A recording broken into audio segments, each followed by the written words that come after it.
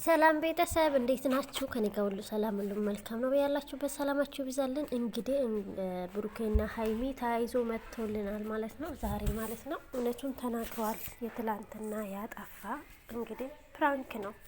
እውነት ለመናገር እኔ በጣም አዝኜ ነበረ፣ ለምን እንደዚህ ተፈጠረ ብዬ ማለት ነውና እንደውም ደግሞ እሷም ደግሞ እውነቱን እየተናገረችው ነው ማለት ነው። ሀይሚ ማለት ነው በጣም ከፍቷት በጣም ደብሯት እና እውነቱን እየተናገረች ነው ነበረ ማለት ነው። ሀይሚ እውነት መስሏት ግን ፍራንክ ነው ማለት ነው። እንኳንም ፕራንክ ሆነ ማለት ነው። ሌላው ስለሌላ ነው። እንኳንም ፕራንክ ሆነ። እውነቴን ነው የምላችሁና